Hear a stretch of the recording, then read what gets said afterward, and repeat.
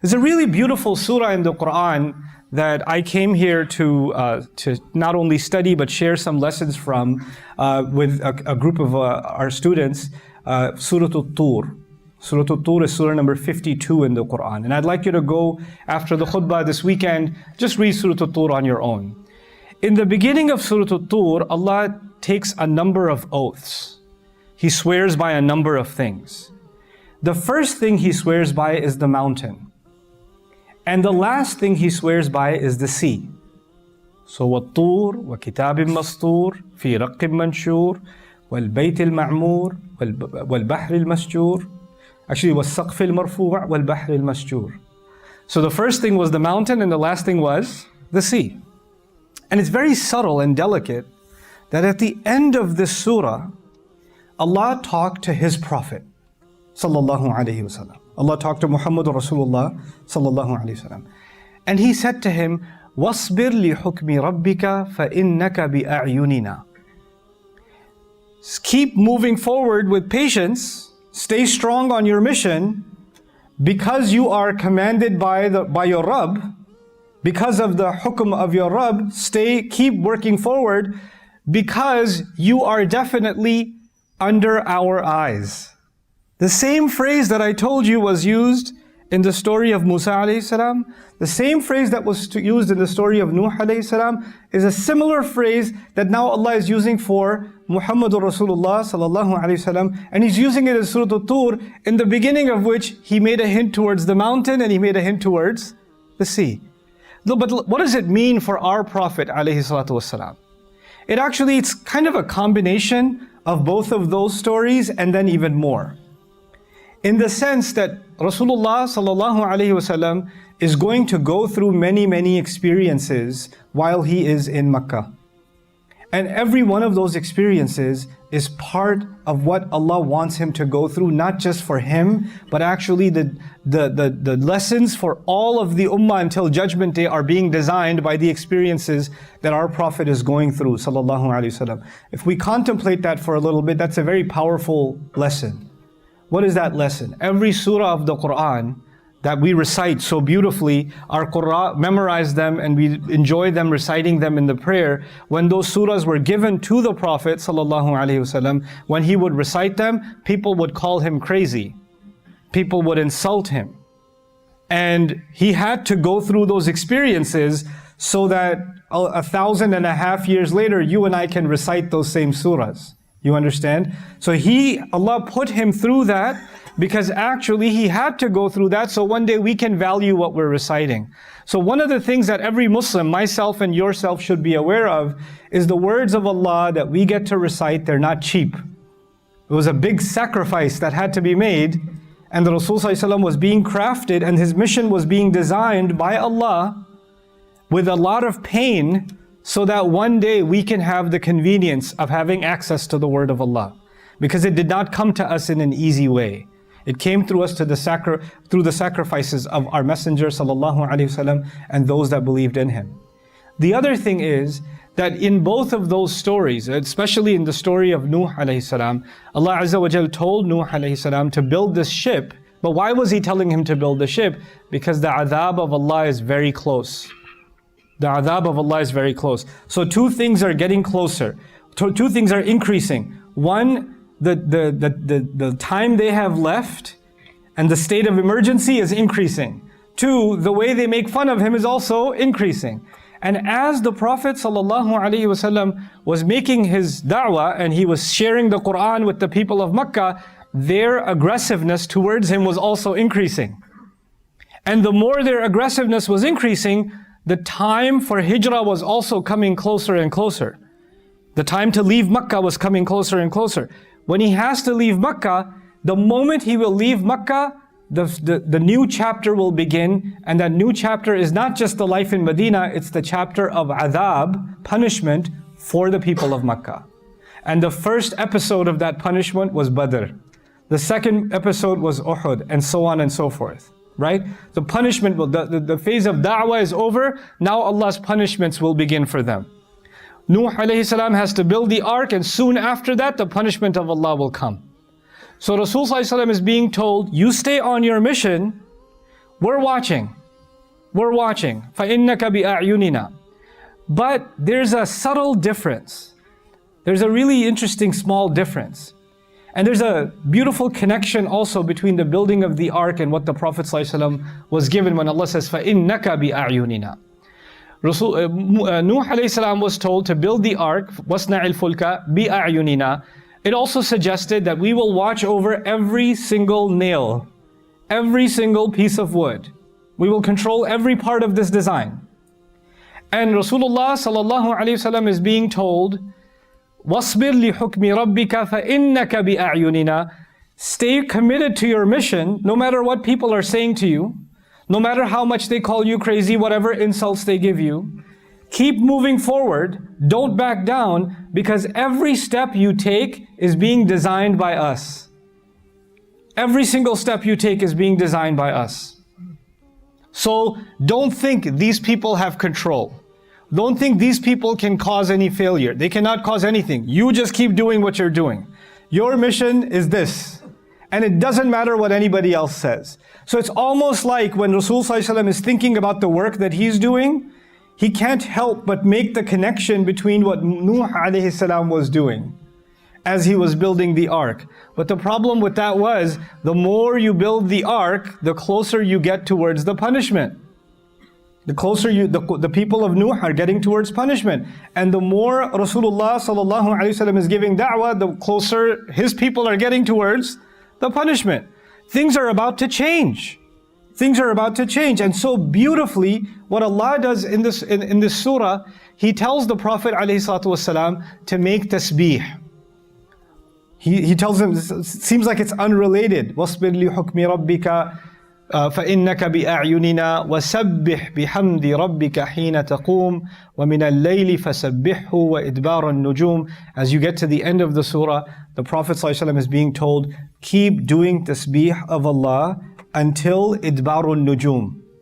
Meaning, do tasbih of Allah in the night time also, until the stars begin to disappear. Meaning Fajr time, yeah? And this is a very important image, because the image of doing tasbih of Allah in the night is actually like His mission. He is calling to Allah, describing the perfection of Allah, sharing the word of Allah, and around him is the darkness of kufr, darkness of shirk, like the darkness of the night. And soon that situation is about to change. There's going to be a new morning that's coming. A new light is going to emerge out of Medina. A new situation is going to arise. And to prepare for that mentally, the Prophet ﷺ is being told, وَمِنَ اللَّيْلِ فَسَبِّحْهُ وَإِدْبَارَ النُّجُومِ. Declare Allah's perfection until the coming of the morning. Until the disappearance of the stars, meaning there's new light that's coming. Right? So in it there's a subtle hint that things are about to change until the hukum of Allah comes. Until then you keep doing this. وَاصْبِرْ لِحُكْمِ رَبِّكَ. Until then you keep working. But soon I will give you a new hukum, a new rule, and that rule will be to make hijrah. And you'll have to go. So in the last part of this khutbah, I wanted to share with you what this means for you and me. These are just some connections that I wanted to show you how beautifully and very delicately there are connections made in the Quran between things. But what does that mean for you and me? You see, the Prophet ﷺ is being told that sometimes when and through him we're learning, when you do the right thing, when you follow the command of Allah, when you stand by the truth, when you stand by what is just, when you don't allow corruption to happen under your watch, when you call it out, whenever you do that, it requires sabr. Because whenever you say the truth, somebody gets angry. If you say the truth to your mother, she'll get angry. If you say the truth to your wife, don't try this at home, she'll get angry. If you tell the truth to your brother, he might get angry. There's a truth inside you. Something wrong has happened. If you speak the truth in the family, sometimes if you speak the truth in your department, the manager might get angry. If you speak the truth in court, some politician might get angry. You know, whenever people stand by the right thing, then people get offended. You're afraid to get attacked when you do the right thing. And so what did the Prophet ﷺ get told? وَاصْبِرْ لِحُكْمِ رَبِّكَ. This is sabr actually. Sabr is, I'm going to stand by the right thing no matter what happens. No matter what. No matter what people say, no matter how much they attack me. In fact, in this surah right before this, أَمْ يُرِيدُونَ كَيْدًا. Are they planning, are they scheming, are they making a plan to hurt the Prophet in some way? Is that what they're planning? Let them plan. You just do what your Rabb told you. You keep doing that. But when you do that, it's scary. It's scary. And so what Allah tells His Prophet ﷺ is that yes, they will attack, they will insult, they will even, by the way, they did try to kill the Prophet, didn't they? Before he could leave Mecca. They tried to kill him, alayhi salatu wasalam. So it will get more and more serious. But just know, even when they're trying to kill you, you are under our eye. Allah is watching. And this being under the eye of Allah is actually a very loving phrase. It's a phrase of, it's not just, oh, we're watching you, like, you know, like a security camera watching. It's not like that. It's much more loving than that. Like a mother who takes her child out, and she's a little baby, 2-3 years old, is walking a little bit, and the mother, every 2-3 seconds, she's checking if he's still there.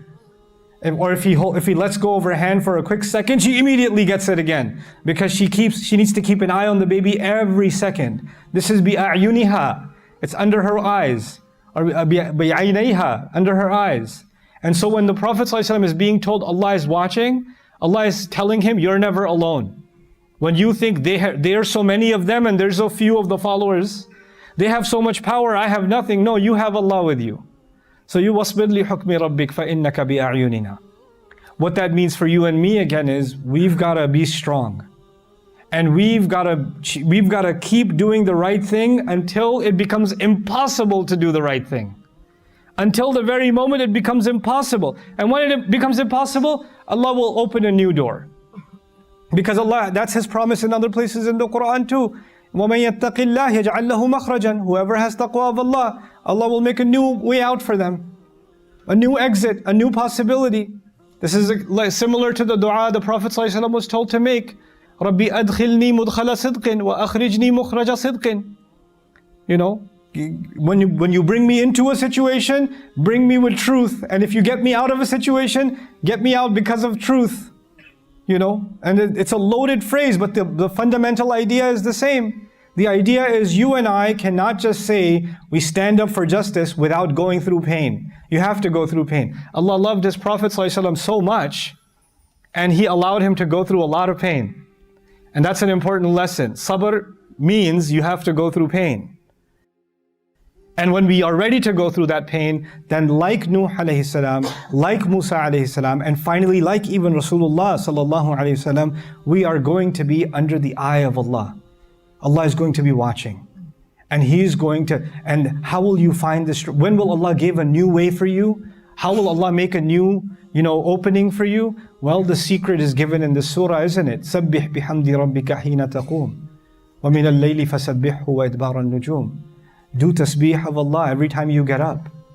Just remember Allah in every activity. Hina taqum means basically any activity. Everything you're about to do, remember Allah first. Ya Allah, I know you're watching. Ya Allah, I know you're perfect. Do that first, and then do whatever job you're about to do. And then even at night time, when all your activities are done, then get up in the middle of the night and then declare Allah's perfection again until the stars disappear. We connect ourselves to Allah, and Allah guarantees He will bring a new situation. But it's not just dua to Allah, it's sabr, standing up for the truth, and dua to Allah. And so this is what I want to conclude with. Some people, they have this wrong idea. Ustad, I made so much dua to Allah, Allah is not changing anything. I keep making dua, but nothing is changing. Right? But the only problem with that is you're making dua, but you don't have any sabr. And sabr doesn't mean that you sit there and let the situation happen. Then I ask sometimes, what is not changing? Well, my father, he gets really angry, and I make so much dua that Allah makes him a happy person, and he stops being an angry person, but that's not happening. Well, dua, the purpose of dua is not to change another human being, but maybe you should have some sabr, which also means you should talk to your dad about his anger problem. Oh, no, I can't do that. Well, then don't stop making dua then. Because you don't have the sabr, because sabr requires you have to speak the truth. Sabr requires you have to confront the situation And then with that is tasbih, with that is dua. Those two things go hand in hand. You can't just not do anything and then just say, I'm making dua, nothing is changing. You see? So this powerful lesson is being given to the Prophet ﷺ. He wasn't just told, do tasbih, Allah will get rid of your enemies. No, وَاصْبِرْ لِحُكْمِ رَبِّكَ وَسَبِّحْ. Have sabr against the things they're saying, still face them, still share the truth with them, be insulted by them, even deal with their attacks. All of that will happen, but at the same time keep doing tasbih. This is the mentality I have to develop. This is the thought process I have to develop.